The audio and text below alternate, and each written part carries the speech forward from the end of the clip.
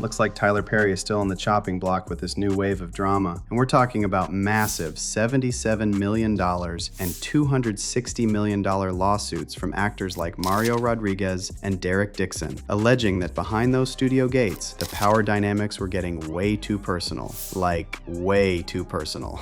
He's on the jet ski. I said, nice picture. And he said, yeah, the water looks calm. And he said, nice picture. You don't see that stud in that picture? Rude. And I said, LOL, yes, that's a stud.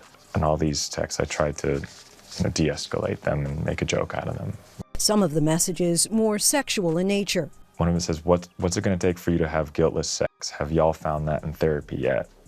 I would hope that you would let someone hold you and make love to you. We also have Tyler Perry's ex-friend Walter Lee Hampton singing like a bird about Perry's alleged past behavior and how he has a history of silencing people with non-disclosure agreements, NDAs, and payments, even when they weren't working for him, to keep them from speaking about his private life. Well, guess what? People are now looking back at Spike Lee's early warnings and wondering if we should have taken what he was trying to say about Tyler Perry more seriously. A complex subject, because each artist should be allowed to pursue the artistic endeavor. But I still think a lot of stuff that's on today is coonery and buffoonery.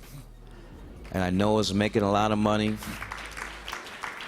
breaking records, but we could do better. Mr. Perry, you better come to the front. So for those who don't know, the conflict between Tyler and Spike Lee began in 2009 when Spike Lee criticized the imagery in Tyler Perry's work during an interview with BET. He famously labeled Tyler Perry's films and TV shows as coonery and buffoonery, and compared Perry's work to the 1950s show Amos and Andy and 19th century films where there were stereotyped depictions of African Americans typically performed by white actors with blackened faces. Basically, what he was saying is that Tyler Perry utilized harmful, lowbrow stereotypes for profit, and that actually led to a broader conversation about the lengths Tyler Perry had to go through to accumulate his billions. See, for a long time, Tyler Perry just let it slide, but by 2011, he finally snapped. During a press conference, he famously told Spike to go to hell, and he didn't stutter. Tyler's whole argument was that Spike was being an elitist snob, and he basically said, look, just because you don't like these people doesn't mean they aren't real. Basically, Tyler felt Spike was looking down on the southern, church-going, working-class black families that Medea represented, and he told Spike that he didn't need his permission to tell his own stories. I will punch the hell out of you. Say something else. That is my answer to Spike Lee. Go to hell. I will punch the hell out of you. Say something else. Let me just say this about Spike, anybody else, all the critics, anybody else. It's only black people that do this to each other. I have never seen Jewish people complaining about Seinfeld. I've never seen Italian people complaining about The Sopranos. It's only us as Negroes that do this to each other. And I can't fix it. Booker T. Washington and W.E.B. Du Bois did it.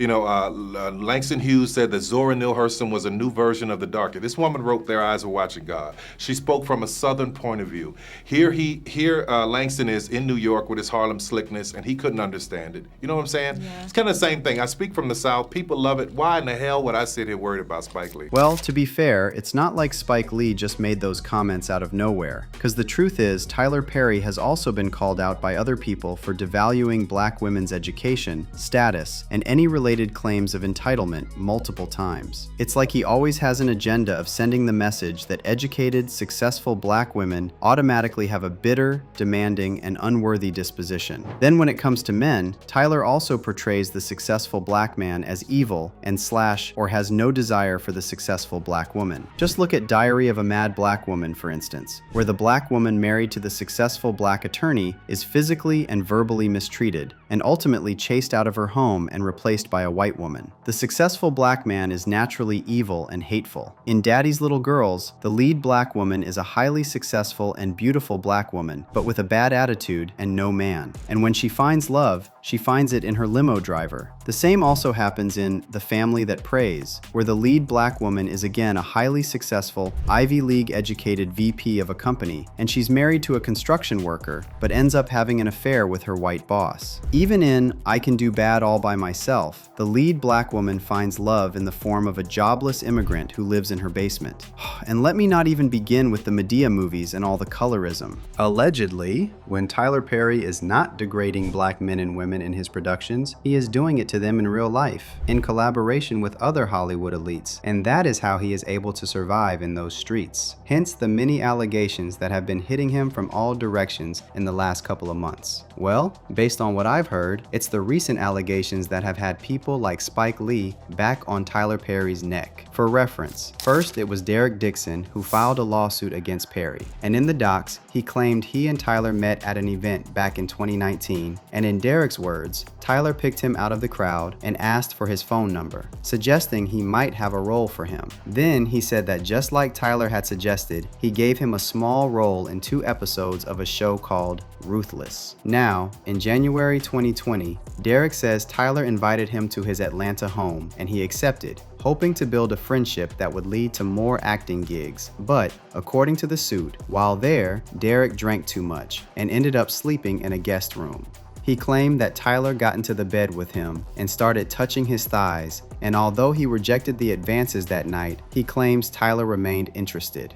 Based on what is in the lawsuit, shortly thereafter, Derek said he landed the role of Dale in The Oval, which was great for his career, but he claims it was around this time that Tyler also started firing off suggestive texts, including asking what Drew's preferences were and telling him he hooks up with men. Now, he also described a more aggressive incident that allegedly went down in June 2021, again at Tyler's Atlanta home.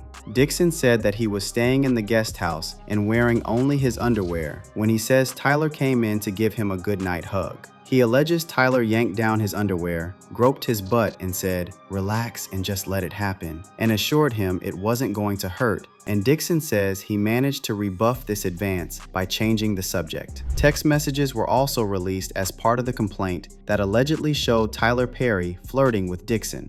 For instance, there was a text of him seemingly getting jealous of a photo of Derek and someone named Brad. Tyler Perry also allegedly got annoyed when he texted Dixon and received no response, writing messages like, "Give me attention," and "Wake up, I know you're not sleeping." Allegedly, at some point, Dixon left Atlanta and moved to Santa Monica to create distance from Tyler Perry. But he said that even at long distances, Mr. Perry continued to harass.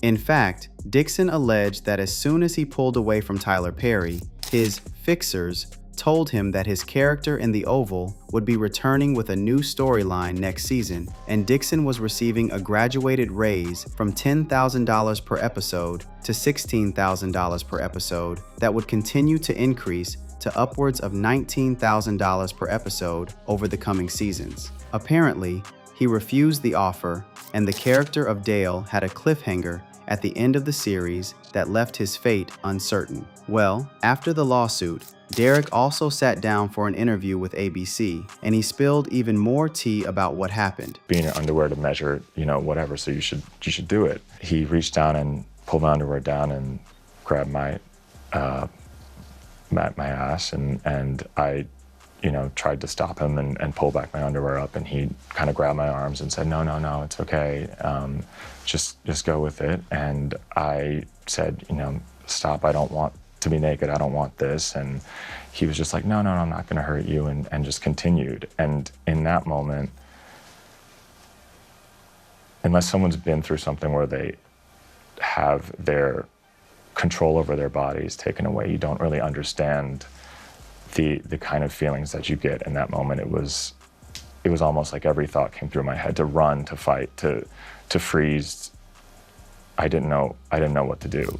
Child. Derek was not the only person who filed a lawsuit, because a few months later, Mario Rodriguez also filed a lawsuit alleging that Tyler Perry specifically targets individuals with past trauma and claimed Perry attempted to build trust by sharing his own history. He also talked about a bizarre encounter where Perry allegedly tried to reenact the "It's Not Your Fault" therapy scene from Good Will Hunting to make him vulnerable before escalating to unwanted physical contact. He also claimed that during visits to Tyler Perry's home, Mr. Perry made explicit propositions and touched him inappropriately, and on one occasion, after an alleged incident in the kitchen, Perry allegedly stuffed $5,000 in cash into Rodriguez's pocket as an apology. The suit alleged that Mr. Perry used the promise of movie roles and financial security to prime Rodriguez, and when Rodriguez rejected these advances, he claims the professional opportunities dried up.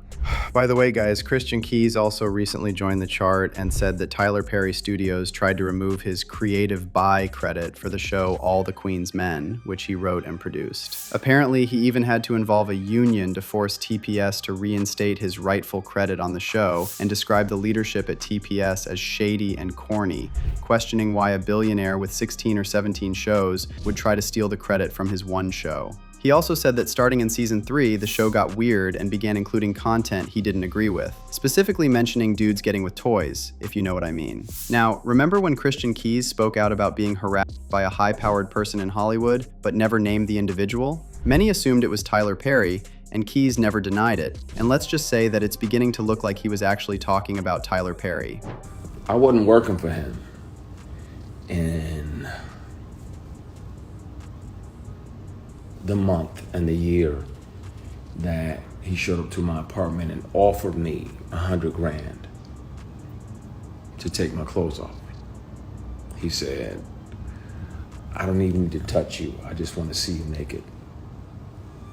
I declined. Anywho, still on those messy allegations, we also had someone like Brandon J, who went viral on TikTok after posting a video exposing Tyler Perry for pressuring him into playing a gay character. Brandon was cast in Tyler Perry's sitcom Meet the Browns, but according to Brandon, Tyler Perry decided to make last-minute changes to the script, not considering that they were expected to film the entire episode in a day. And that wasn't even the worst part. The shock came when Tyler Perry told him that his character would be gay and have a crush on the one person who made his life in high school miserable. Mr. Perry comes in, everything changes. So we literally run the entire episode for him, and he hates it. Does that mean I have to learn a whole new script? Yes, that's what it means. Mr. Perry, on the spot, starts rewriting the entire script, and he's feeding me the lines to say, and the director is kind of standing on the side like, you better do it, because if not, they will fire you. Here is where the shoe hit the fan. So in the middle of Mr. Perry changing up the scenes, he says, you know, I want Jeffrey to be gay, and he has a crush on his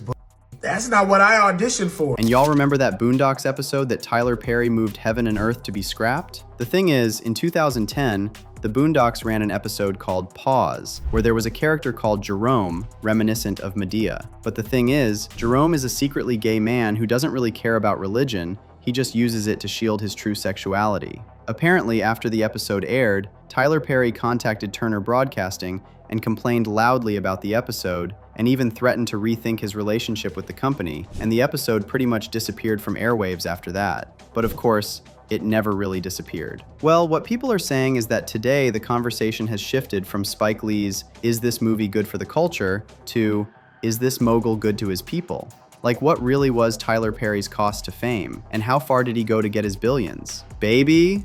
If you want to get more details on the exact extent Tyler Perry has gone, just watch Walter Lee Hampton's recent interview. You will have your jaw on the floor. I sat at that restaurant at 10th and 14th Street, and he went on about God and Jesus did this, and God did this, and God did this. And I'm then sitting across from him thinking, okay, all these people sitting here have worked for you.